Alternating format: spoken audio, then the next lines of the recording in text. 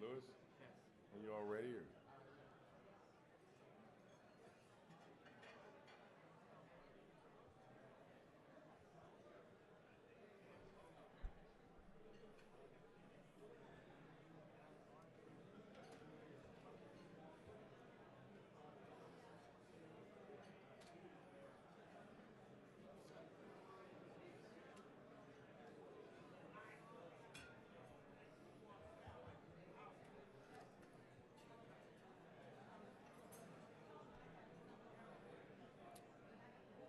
Good morning, everyone. If I can have your attention. I want to wish everyone a good morning. Welcome to the Mayor's Business Leaders Plenty Hour Breakfast. I'm Bob Foster. I'm the mayor of the city of Long Beach, California, and I'm chair of the Business Council. So my role is mostly to stand up here and look pretty. So you're going to be here a while.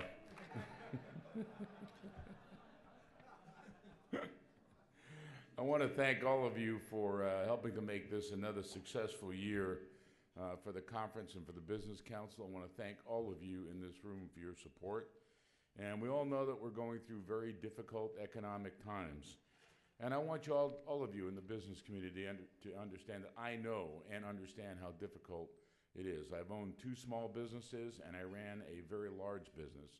And going through times like these, I went through the very bad economic cycle in the early 90s, and it was very challenging. So I think all of us in the public sector understand and empathize with what's happening out there in the economy. We all know that jobs are the issue, that this is both public sector and private sector. It's important that we promote policies that really do enhance the economy and particularly build private sector jobs. This really is a partnership. I look at, we do a lot of public-private partnerships in California. It's the way to extend a lot of our limited resources. And if we work together, both public and private sectors, we can help build our economy back to the robust level that we all would like to see. To the extent that I happen to be a very strong advocate of infrastructure and transportation investment, and I know that the private sector will build that infrastructure. And so I'm going to ask all of you that wherever you're located to try to help those in the public sector to be much more efficient and to save as many dollars as they can for taxpayers, because frankly, that means there's more money to invest in the kinds of projects that make our economy move and make our lives a lot better. So in addition, I'd like you to support federal policies that will lead to stronger cities in the days ahead. As I said, we can do this together. Now, I want to thank the Urban Air Initiative for sponsoring this breakfast. How about a round of applause for the Urban Air Initiative?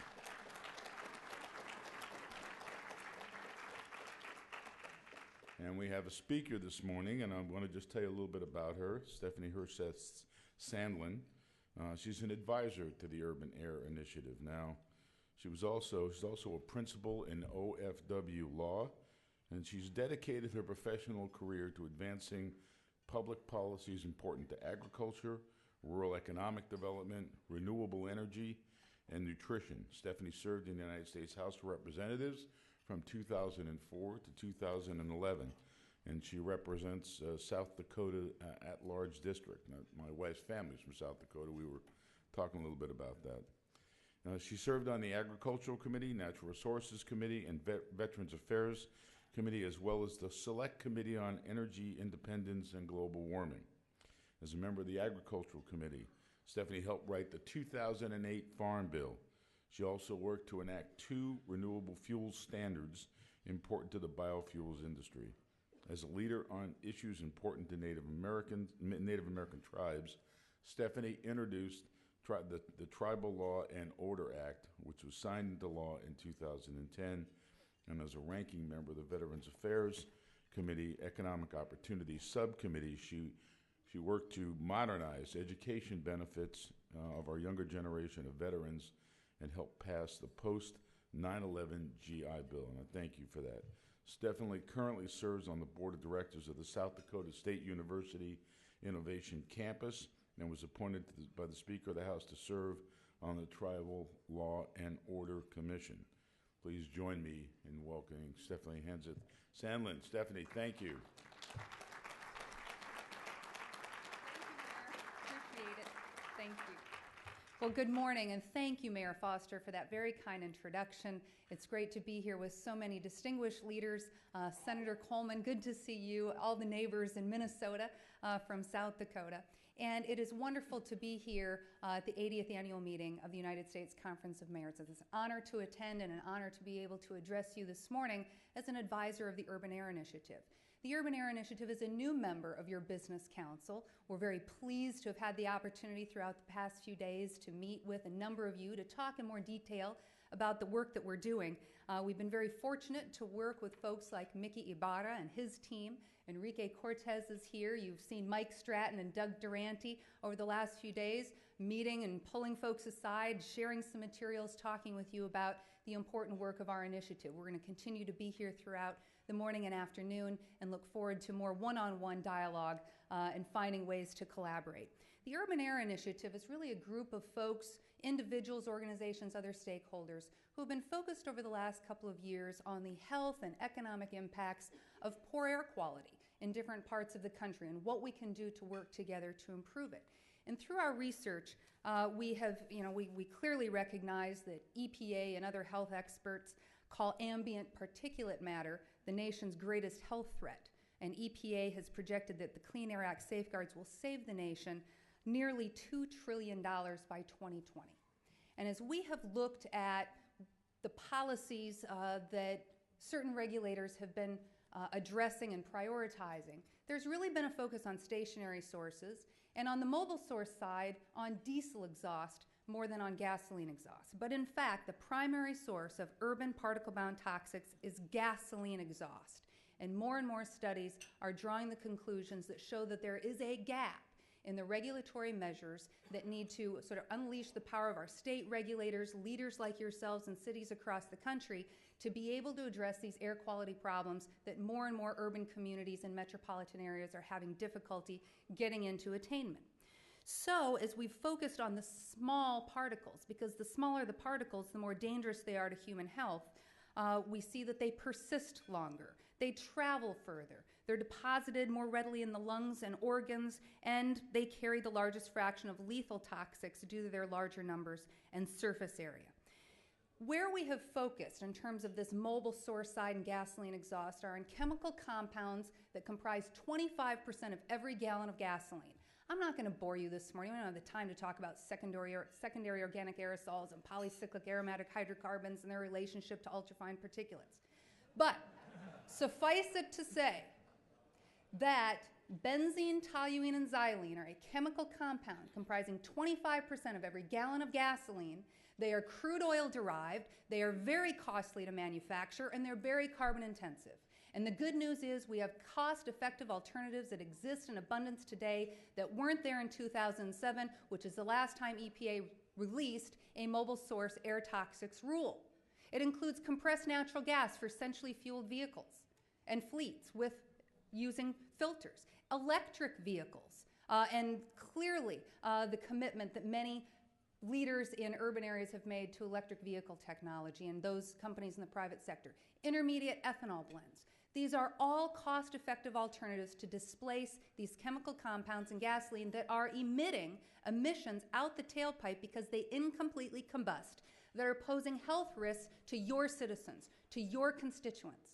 And so as we work together and have pulled together this research, we have been validated over the last couple of years in other mainstream media, picking up and connecting these dots and the pieces of the puzzle. LA Times, December 2010, proximity to freeways increases autism risk.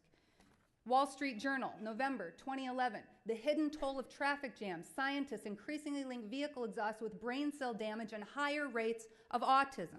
The New York Times, scientists find new dangers in tiny but pervasive particles in air pollution.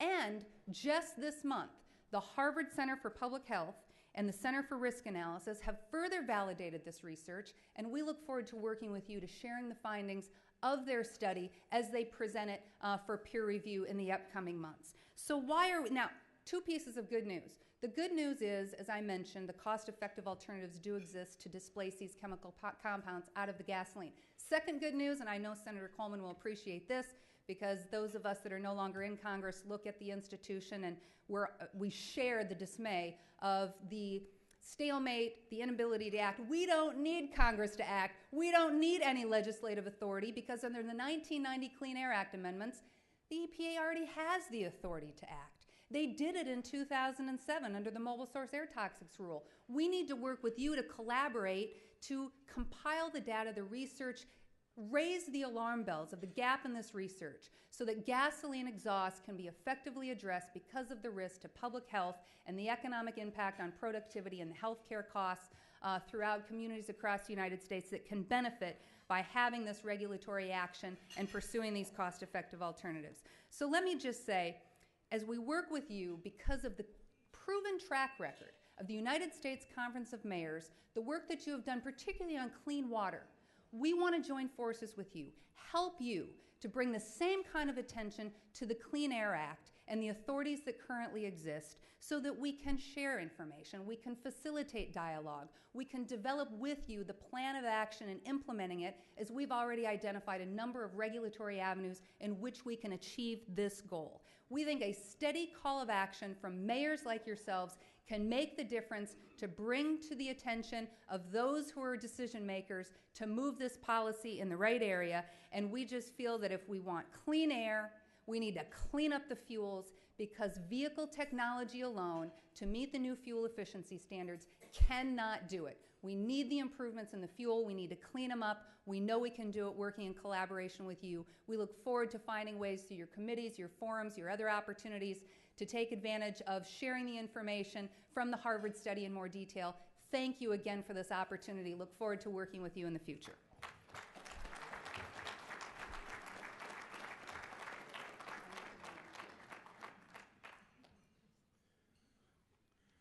Well, thank you, Stephanie.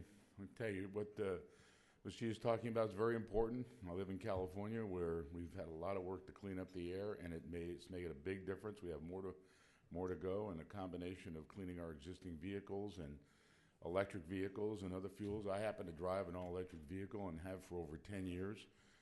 It's an important thing to consider. So it really is important for our future and for our children's future. So thank you, Stephanie.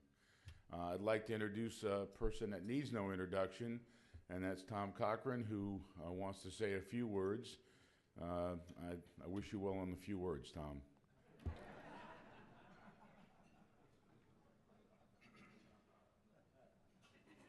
Thank you, Mayor Foster, for these few words. The main thing is to thank everyone. Thank the Business Council for being a big part of the United States Conference of Mayors. And I wanted to just point out something new that we're doing this year. You may have seen a folder we have around on these forums that we're doing. And we appreciate some of the Business Council members who are sponsoring these forums.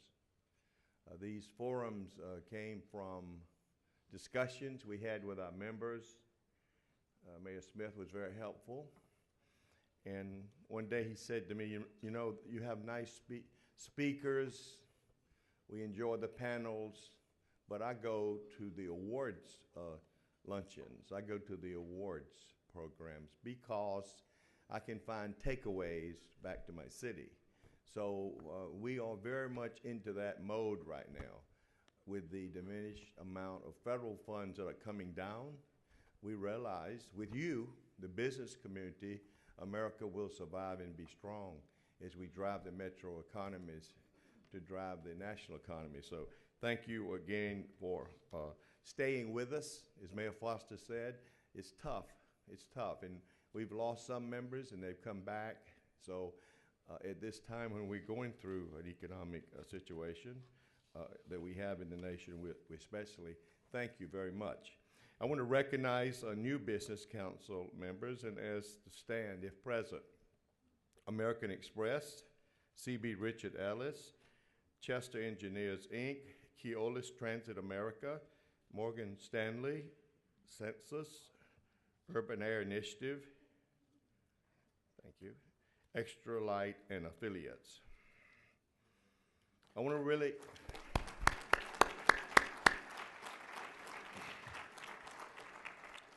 I want to thank the Platinum partners, and you know what Platinum means. Thank you. American Beverage Association, American Management Services, DuPont, Lineberger, Gogan, Blair, and Sampson, National Retirement Solutions, Purdue Pharma, Siemens, the Scotts Miracle-Gro Company, Walmart, and Waste Management, and Wells Fargo.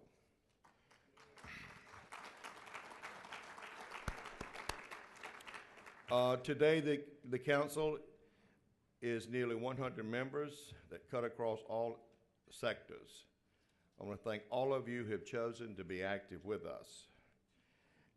And also at this point, I would like to introduce the co-chairs for remarks. David Cobb, the Vice President of HDR. David, are you here? Oh, come up. David's remarks. And of course, I thought I was going to follow Kim Winston. Thank you so much for being here this morning.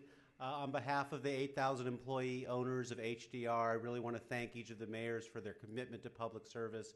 At HDR, we understand that being a public servant requires a tremendous sacrifice on your part, and we thank you for that commitment. I'd like to acknowledge my colleagues from HDR who are here in the audience. If you just wave your hands back there, thank you so much for being here. I really want to thank my co-chair, Kim Winston, who is leaving in her term, and she's been such a great servant to the Business Council and to the Conference of Mayors, and she understands the importance of this organization so much, and we really owe her a debt of gratitude. So please give Kim a big round of applause. And of course, I'd like to welcome the new co-chair of the steering committee, Tom Phillips from Siemens. Tom, if you'd stand for just a moment.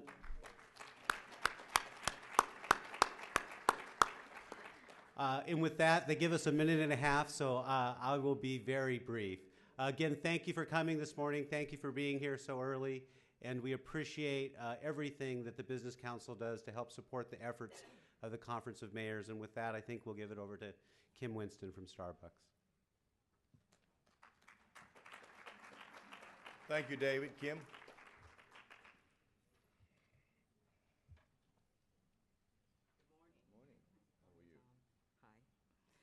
Well, good morning, all. I first and foremost want to say it has been a true honor and a pleasure and a privilege to serve as co-chair of the U.S. Conference of Mayors Business Council.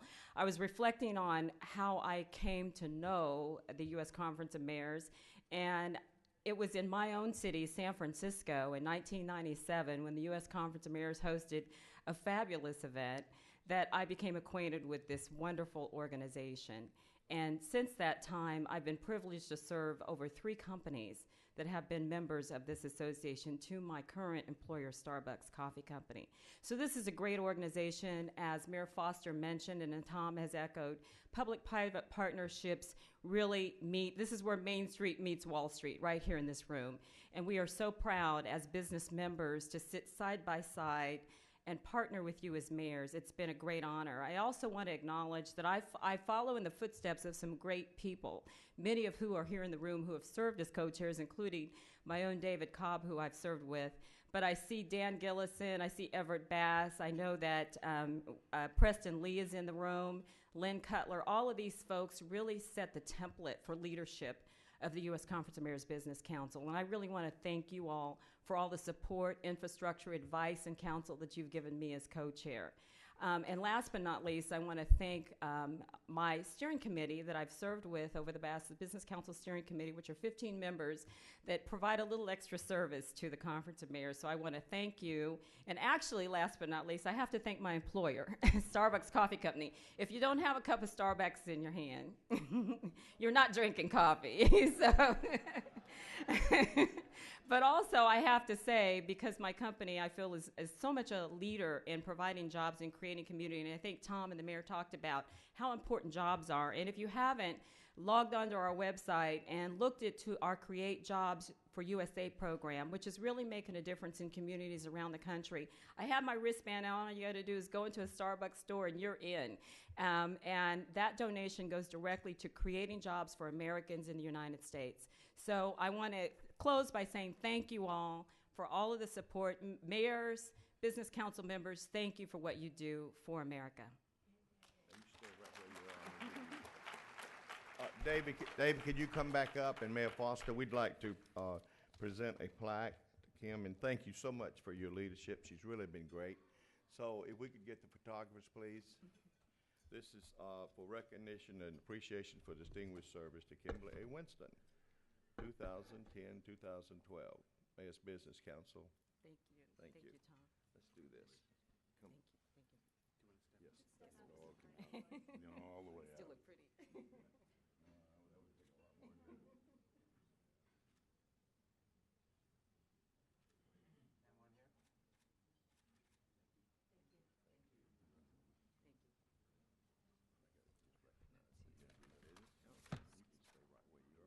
I'll be quick.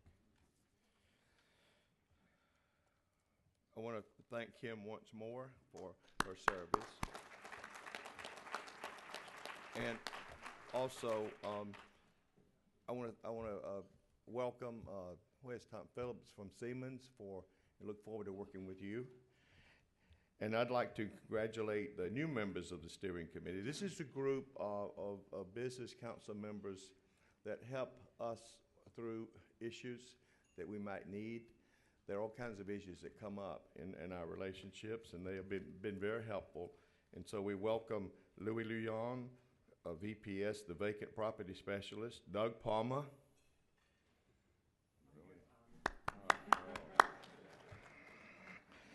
Ackerman Urban Strategies, Clint Robinson, Black and Veatch, Peter Villegas, J.P. Morgan and Chase Company, Nancy Bucco, Sodexo, Jeanette Pruitt-Zing, Unisys Corporation, and Donna Estacio, American Airlines.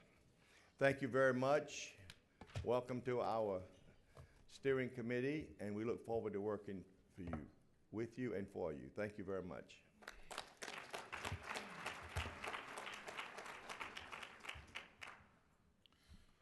Thank you, Tom. Doug Palmer, that name sounds vaguely familiar to me. I think I've heard that somewhere. Maybe not a pleasant memory, but it's there some.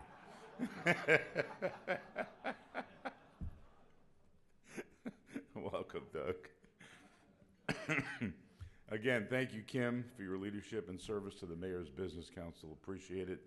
I look forward to working with David Cobb, along with newly elected co-chair Tom Phillips from Siemens, and with the steering committee members in the coming year. I now would like to introduce Mayor Scott Smith, who is mayor from Mesa, Arizona, and our second vice president. And Scott and I spent a week together in Saudi Arabia. Well, let me rephrase that. We were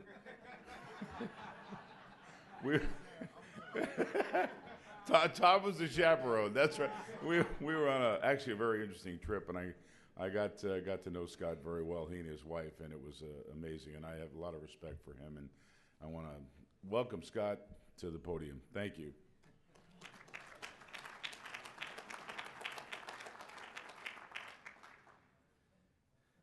Thank you, Mayor Foster, for exercising a bit of discretion there. And I'd like to recognize our Vice President, Mayor Michael Nutter from Philadelphia, who snuck in a little late. Michael, great to have you back. Mike had to run back to Philadelphia to take care of just a couple of small tidbits. You know, every once in a while, mayors do have issues with city councils. Maybe some of you can relate to that. I don't know. Not at all. On your program, it says that the remarks will be given by TBA. Unfortunately, Mr. TBA was not available this morning. So we scrambled. No, I want to tell you, we are extremely grateful to have our speaker, Senator Norm Coleman, who was so gracious to us to rearrange his schedule to come in and address us. And it's a pleasure and a privilege for me to introduce him because Norm Coleman is a longtime friend of this organization, and we like having friends. Mayor Coleman, yes, you are always a mayor. I don't care if people say, yeah, I always get these answers. Are you ever going to run for higher office? And I said, wait a second. You're assuming there is anything that's higher than being a mayor. I know there's nothing better than being a mayor. So Mayor Coleman served as the mayor of St. Paul, Minnesota from 1994 to 2002 and was an active member of the Conference of Mayors, serving on our advisory board and on numerous committees and task forces. When he was, and I just got the story from Elizabeth about how he came to run for the U.S. Senate in 2002, and he was elected, Norm Coleman pledged to be the champion of mayors in the Senate, and that is exactly what happened, and oh my gosh, don't we need more champions in the U.S. Senate. When the Bush administration proposed to eliminate our #1 priority program, the Community Development Block Grant, is this like Groundhog Day or something? Why does this story keep coming up? Senator Coleman led the campaign in the Senate to make sure this didn't happen. Because of his bipartisan effort, the Senate passed the Coleman Amendment by a vote of 68-31 to fully fund CDBG and keep it at HUD. And we would love it if we could just recycle that Coleman Amendment time and time again. For his extraordinary efforts, our past president, Don Plasqualek, presented Senator Coleman with our National Legislative Leadership Award in 2005. Senator Coleman now serves as chairman of the American Action Network, an action tank that seeks to create, encourage, and promote center-right policies based on the principles of freedom, limited government, American exceptionalism, and strong national security. The senator is here today as an official representative of the Romney presidential campaign. Once again, thank you, and please join me in welcoming Norm Coleman.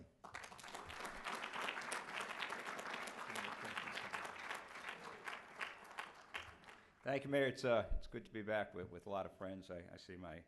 By the way, in the Senate, when somebody starts off and says, I talk about my friend from Arizona, so I'm going to watch what comes next because it's not always that pleasant. But here it is pleasant, and my dear friend Mayor Couts has provided great leadership for the Conference of Mayors, and just pleased to be with you. I see Mayor Sells Belton in the audience too. Mayor Sells Belton was the mayor of Minneapolis. I grew up in Brooklyn, New York. I've been in Minnesota for 36 years, but I probably haven't lost a lot of the accent. My mother always used to think that the Twin Cities were Minneapolis and Indianapolis. She didn't even realize that it was Minneapolis, and so my Twin City partner is here today, and it's always good to see her. There is an election that is going on, if you haven't heard. You will hear a lot, by the way, and will continue, and it's a great pleasure for me to be here on behalf of the Romney campaign. And what a more appropriate place for Republican mayor and the Romney campaign to be the Business Council. So I'm very much at home. And Mayor, I have to say, I always just tell people I may have senator in front of my name, I still have mayor stitched in my underwear. So you don't. I think like a mayor, I plan like a mayor, I dream like a mayor, I stress like a mayor, and I sell like a mayor, and that's what mayors do. Being a mayor means a few things to me. Mayors care more about outcome than process. I wish Washington understood that. They're accountable, which is, by the way, being accountable is a blessing and a curse. In St. Paul, if the streets were unplowed after it snowed and you went to pick up a loaf of bread or a quart of milk, you heard about it, okay? You heard about it, and that's a good thing.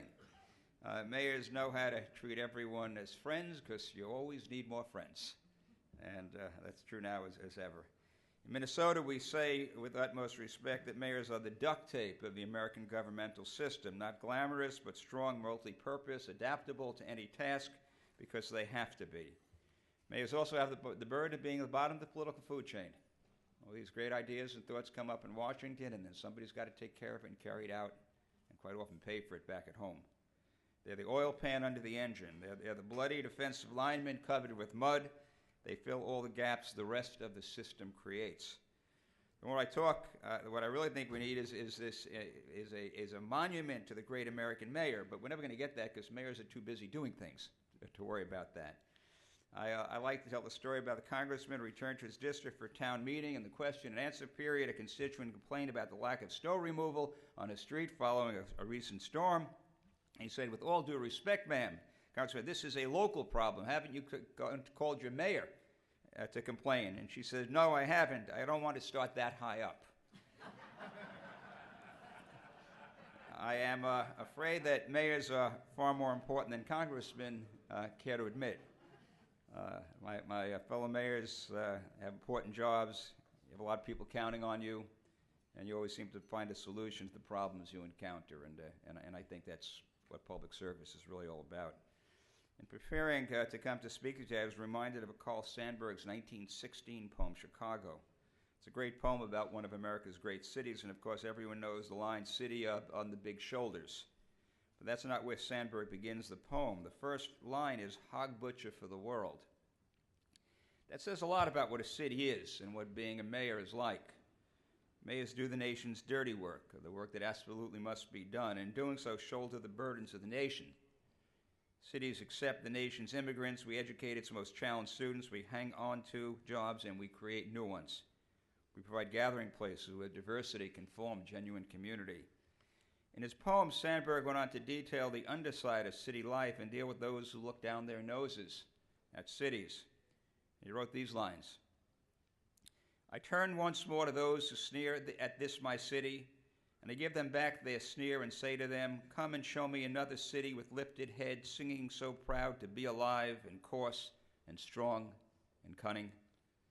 I think he captured the heart of cities, singing, proud to be alive, coarse, strong, and cunning. He also captured why being a mayor is one of the best jobs in public service. You lift your heads, you inspire, you make dreams come true. You better than anyone know the concerns of your constituents, and you better than anyone know that these are tough times, because the nation's mayors are on the front lines in these very, very tough economic times. You know the faces and the families behind the numbers because of the people in your community. 23 million of our fellow Americans are still out of work, struggling to find work, or out of the labor force entirely. Half of our new college graduates can't either find a job or can't find the job that matches their job skills. Their median income has dropped 10% in the last 4 years. Soldiers returning from the front lines are waiting in unemployment lines. New business startups are far too few and too far between and at a 30-year low. We're struggling with high unemployment and record home foreclosures, debt that's too high and opportunities that are too few. And we have an education emergency across this country. More than 150 years ago, our nation pioneered public education. Now we're falling way behind. Among developed countries, the United States comes in 14th of 34 in reading, 17th of 34 in science, 25 out of 34 in math.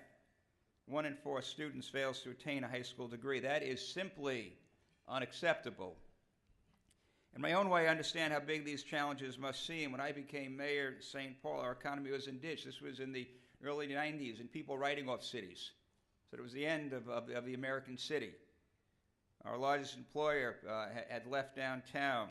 We had the unpleasant distinction, I think, about being the only place, at least that time in America, that McDonald's downtown closed for lack of business. And I worked hand in hand with our business leaders to revive the city. For 8 years, we never raised taxes. We kept a lid on spending, earned our first AAA bond rating, and by providing a stable environment for investors, we attracted new companies and created 18,000 new jobs. Today, our country needs that kind of turnaround. And I have to say, based on my experience as a mayor, I'm convinced that Mitt Romney is the right man for the job. You know, it's not surprising, as Mitt likes to say, to create jobs, it helps to have had one. He spent 25 years in the private sector and helped start his household names as Staples, Domino's, Sports Authority. In the process, he helped create over 100,000 jobs. That's why I'm supporting Governor Romney for president. To paraphrase Winston Churchill, he understands that free enterprise isn't a tiger to be shot, a cow to be milked, but a steady workhorse pulling the wagon of human progress. Mitt understands the importance of what folks in this room right now understand, and that's about public-private partnership. Washington can't do it all. Government can't do it all. That we need the private side to work hand in hand, as you're doing with mayors today. I think that's a key to success. I believe Governor Romney is uniquely qualified to be president. He spent 25 years in business. He saved an Olympics from scandal and turned around the state in an economic crisis. As governor of Massachusetts, Mitt was a consistent conservative in a blue state. Even with the legislature that was 85% Democrat, he cut taxes 19 times, balanced the budget all 4 years, turned a $3 billion budget deficit into a $2 billion rainy fund day. And I have to say that the last 4 years began with hope and change, but today we see a partisan divide that is more bitter than ever. We see Washington more unable to function and to get along and to move forward than ever. It shouldn't be the 99% against the 1%. We should be 100% American. That's what it's about. Get rid of the divide between business and labor. Try to find a way to get common ground. Move this country forward. We need to expect that's mayors understand that. It's one of the great things about this organization. Tom, in the early years when I was here, I didn't even know at times sometimes what the party affiliation was of one of my fellow mayors. We need to expect the same out of Washington. Mitt Romney what will Mitt Romney administration mean to mayors? Two things, more jobs and local control. Governor Romney will grant more local control and that way spur more economic growth. For instance, on day one, Governor Romney will start paring back some of the regulations that just don't make sense and make it harder for the economy to grow. He's promised to cap annual increases in regulatory costs at $0. Getting rid of burdensome regulations will give business more certainty, and that's going to enable our entrepreneurs to start a business, expand a business, and grow jobs. Governor Romney won't just eliminate needless regulations, he'll also give state and local officials an active role in policymaking, and I think that's important. Washington doesn't know it all, and so to be able to turn to the folks who are dealing with the problems day to day. On two examples, one on a state level, Medicaid. We've got to deal with the entitlements whose costs are going to paralyze all of us at some point in time. Governor Romney will turn that program into block grants and send them back to the states so they can craft the health care solutions that serve their people best. And second, worker training, something that mayors understand and deal with all the time. Today, 9 federal agencies run 47 different worker retraining programs at a cost of $18 billion a year. Governor Romney will send that money back to the states and to local units of government so they can equip their workers with the skills that are needed most in their community. That's all part of Governor Romney's plan to get our fiscal house in order. He will make the federal government simpler, smaller, and smarter. He will cut spending. He will cap spending. He will balance the budget. He's pledged to cut the size of the federal workforce and tie federal employee compensation to benefits and wages in the private sector. He will solve our entitlement crisis. He has a comprehensive plan to save Social Security and Medicare for future generations with a few common sense reform, and he's not afraid to put the details on the table. And my friends, if we get our own fiscal house in order, if we have the courage to tame entitlements, you will see more job growth. One of the things that I learned as a mayor in St. Paul is that hope and confidence fuel investment. Well, we need real hope that we can move this country forward, and we need confidence based on greater certainty, greater understanding of what are the rules of the game, greater understanding of the ability to be able to turn a profit so that we can grow jobs. Governor Romney also is going to do something that the folks at the local level a number of years ago really stepped into mayors. When I say local level mayors, that's education. I was here when it was, I think Governor Daley, Rich Daley, really kind of stepped forward and said, you know something, mayors got to play a role in educating our kids. It's not just up to separate school. We're going to be involved, and I believe it made a difference. He's proposed bold initiatives that will produce better outcomes for our parents and teachers. He will give parents of every child, every low-income and special needs students a chance to choose where their child goes to school. For the first time in history, federal education funds will be linked to a student so that parents can send their child to any public or charter school or to a private school where permitted. One of my proudest accomplishments as mayor in St. Paul is that we started 20 new charter schools. The first charter school in America was actually started in St. Paul, Minnesota. And the ability then to give parents that opportunity to work hand in hand in the end That's going to produce greater opportunity and a better trained workforce that everyone here knows they understand. Finally, let me say one thing about the challenges, the opportunity that mayors face, challenge opportunity in a global environment. You know, the days when you needed the Washington to be somehow the arbiter connected between international cities is gone. Mayors today can make that direct connection. Mayor Daley, by the way, is doing that now, but Mayor Pasquale is involved in that, Mayor Lee in San Francisco, Mayor Coleman, no relation, in Columbus. They're stepping forth and understanding their global initiatives that cities can generate economic opportunity from city to city. You don't need Washington to kind of handle everything for you, and your global initiatives is one of the most important ways in which that comes to light. But again, I get back to the reality that in order for the global initiatives to be a success, you need an American economy that is strong and robust. And you're going to get that, again, with that greater certainty and that greater confidence. Mitt Romney can make that happen, and doing so give you a better opportunity to compete in this global environment. Governor Romney is ready to take our country in a new direction, one that will create jobs, rein in debt, and provide our kids with a quality education. Those things can be our future, and they will start with the choice that we make in November. One of my favorite quotes that Elizabeth has heard me say so many times is from Maimonides, a rabbi, a Jewish philosopher in the 12th century. He said that each of us should view ourselves if the world were held in balance, and any single act of goodness on our part could tip the scales. And I really think the world is held in balance today. The choices that we make as citizens, the work that you do as mayors, you're at the opportunity.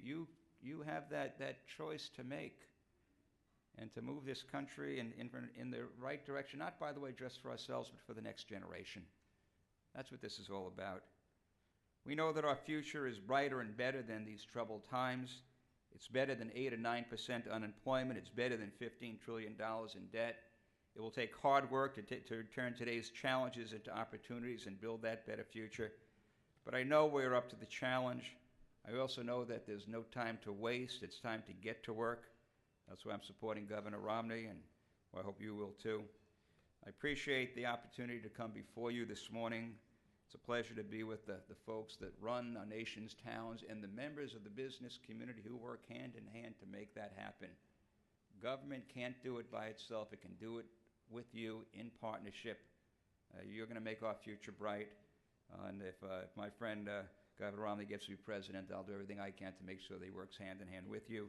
God bless you, God bless your cities, and God bless the United States of America.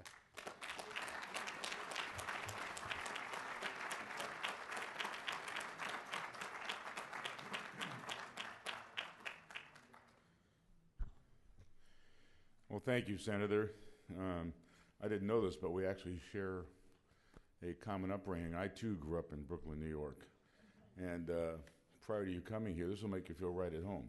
They had a big dog going all around here looking at stuff and looking for water or something. I could turn it on when I have to. I've gotten rid of most of it. It's a good thing. I have to tell you, I really appreciate your description of mayors.